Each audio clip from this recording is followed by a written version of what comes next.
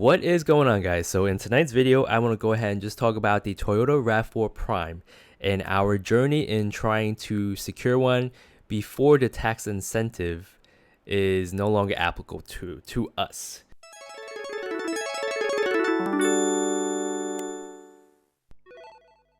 Now, long story short, most likely we are pretty much not going to be getting the RAV4, but in a way I want to document this. But for those who don't know me, my name is Ricky. You're probably in this channel because of the RAV4 Prime content. Without further ado, I'm going to go ahead and divide this video into separate chapters. So whichever chapters that you hover over that relates to you, then you could go ahead and skip ahead. But I'm going to start all the way from the beginning and why we chose a RAV4. It's either hybrid or plug-in hybrids. Basically, strictly on gas alone, we wanted to kind of focus on that type of car. Now, we wanted the most range, we wanted all-wheel drive, and we wanted an engine that is gas efficient when the electric range runs out. We wanted good interior room, we wanted great cargo space. I wanted definitely, based on my Golf, having low profile tires and having bent rims and blown out tires, I wanted ground clearance and meteor sidewall tires. At the same time, we wanted tech as well, and also another important factor, reliability, because we wanted to keep the car. And the RAV4 basically met all our criterias. Now, having said that, I'm going to go ahead and take a look. I have this page right here. It's ev.pge.com. I'm going to go ahead and link in the description down below. Now, the Toyota offers 42 miles of electric range and a total range of 600 miles. So that is pretty impressive. And the beauty of these plug-in hybrids is the fact that once you run out of EV range, you could go ahead and strictly run the hybrid mode. Moving forward, we have the Ford Escape, but it was an all-wheel drive. It's a lot cheaper, but at the same time, it doesn't offer you, I believe, the full 7500. Now, since it was an all-wheel drive, we kind of crossed that out. The NX is something that also offers 7500, but it demanded a really high premium. And also, we don't think, even though the interior is really nice, we don't think it really applied to us because of our girls and how, if it's a luxury vehicle, you have to always kind of worry about it getting dirty and whatnot. Next, we have the Volvo XC60. The Volvo XC60 extended range is a beast of a vehicle. Why do I say that? It's a turbocharged engine with, I believe, 2 electric motors pushing out over 400 horsepower and also 400 plus pound-feet of torque. I've done a walk around in the past, and I really do love the vehicle. As we move further down the list, basically the electric range will diminish, which is parallel to the fact that the battery size also decreases, which also means that the federal tax rebate will also decrease as well. So that's why moving up, the Toyota is really top of the list.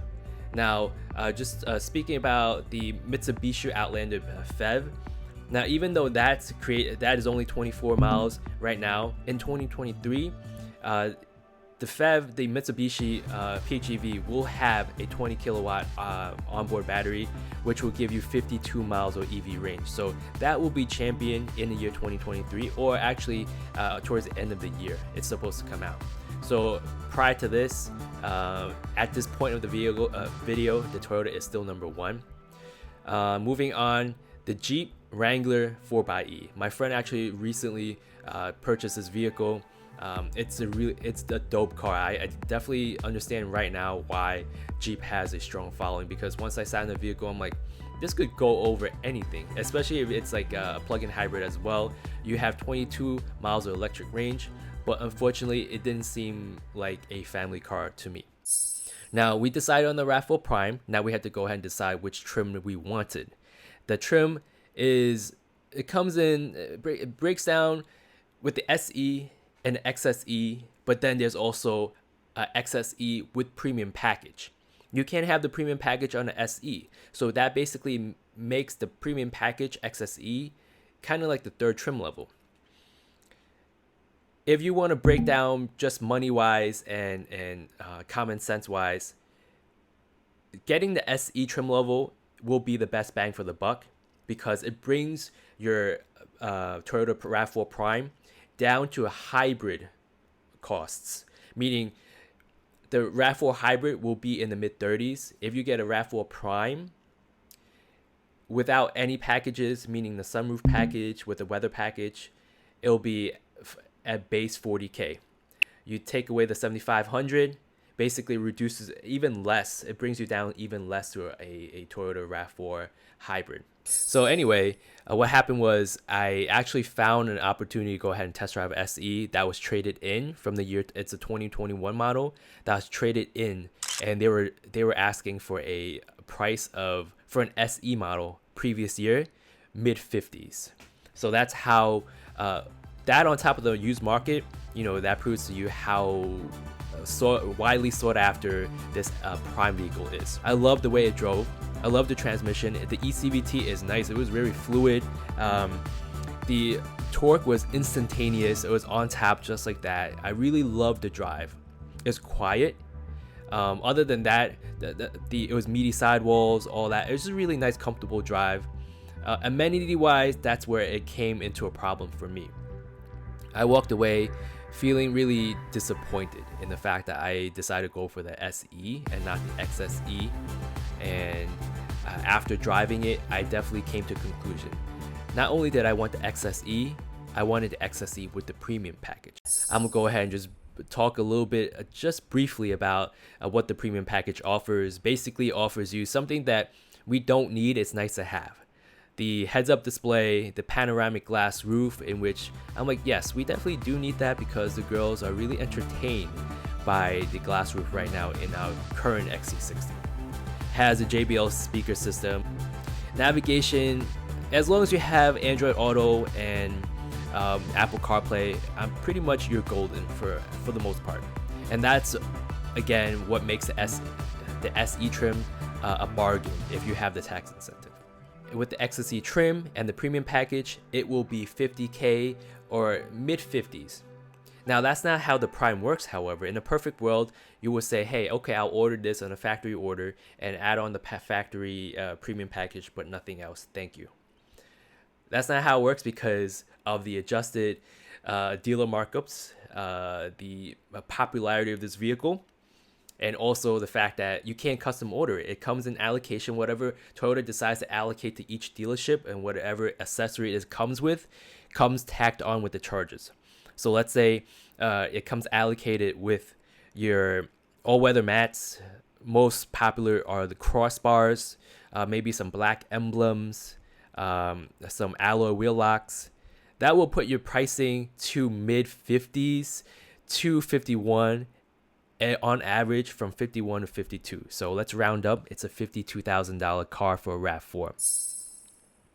Is it worth it? That was our argument as well. Like, that was our debate, me and my wife, whether or not. I said to her, because she liked the MDX. Whenever she looks at the MDX, I recently did a video on it. She's like, hey, that looks nice. So whenever we looked at the MDX, when it drives by, we're thinking, that's a nice car. And then I'm like, well, the MDX, if we're spending 52 on a RAV4, the MDX spec, the way it is in the low 60s, right? We really like it because, again, it offers the third row. It offers the third row, but the second row has a removable third seat, middle seat, that makes it a captain's chair.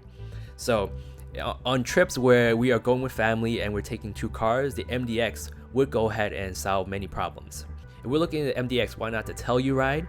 And also the Telluride is selling like hotcakes as well. A long wait list, right? And also at the same time, why not stick with something, you know, tried and true like the Subaru Outback, where you don't have to worry about the interior. A luxury vehicle, you always have to worry about girls dirtying it, right? So why not the Outback? Soft text, you could get it dirty, wipe it off. Station wagon, lifted station wagon with a ton of cargo space. Why not that? We wanted to keep it a hybrid. We wanted to keep everything gas efficient, save money in the long run. And overall, that's why we kind of crossed out these SUVs or crossovers off our list. Now to recap, we decided on the RAV4 Prime. We decided on the trim that we want, which is the XSE with premium package. Next obstacle is actually source one at MSRP. and find a dealer that actually offers it, because a lot of dealerships, especially in the New York City area, are asking for at least 5,000 a dealership markup or adjusted markups. So from here, we needed to go ahead and source out MSRP dealership, and we finally did. And in April of 2022, about 4 months ago, we should have done it sooner, like January, right? So given that, we wouldn't be in the situation that we're in right now. We put a deposit down sooner. But we found a dealership, put a deposit down. The second obstacle, it came about maybe around June-ish, where we were afraid that Toyota would reach the 200K or 200,000 cars sold cap, meaning that if that happens, the federal tax credit will be phased out. It won't be completely gone overnight, but phasing out means it'll be halved by the next quarter. So if that happens, then basically we have until the end of September to go ahead and have our bill of sales, have the car delivered and purchased. So what happened was we were lucky. I think Toyota did reach the cap in June. However, we did have until at the end of September to secure our vehicle. Third obstacle, and that was really not much of an obstacle, but more of a hey, here's a curveball, right? Third obstacle was the fact that Toyota announced 2023 RAV4 changes throughout the whole RAV4 lineup, meaning that the RAV4 will have new digital clusters depending on the trims, but the Prime definitely will have a digital cluster, and will have an increased infotainment. Basically, the infotainment that you find similar to the NX kind of trickled down to the Toyota. We were debating whether or not to push our or move our position, have someone in our wait list skip us, so basically move down. And once we move down on the wait list, we will go ahead and get the 2023 model year, but we will risk, most likely than not, the tax credit being halved. So instead of $7,500, we'll have $3,750 applied to our car once we file taxes in the year 2023. So we decided that it wasn't really worth it to go ahead and wait. Basically, if the car comes, we'll take it. Thank you. So that's what we are at as of this week. Now, fast forward to this week, that's when everything changed. A lot has happened. A lot of talk about this IRA bill, the Inflation Reduction Act. If signed by the president, it will go ahead and be, based on that enactment date, it will supersede the previous law, meaning that the 7500 will no longer be applicable to any battery electric vehicle or PHEV that is produced outside of the USA. If this bill, if it's signed into law, won't take place or won't take effect until January of 2023, right? So current Tesla owners right now who already took delivery in year 2022, they're not eligible for this 7500. You have to go ahead and take delivery in the year 2023.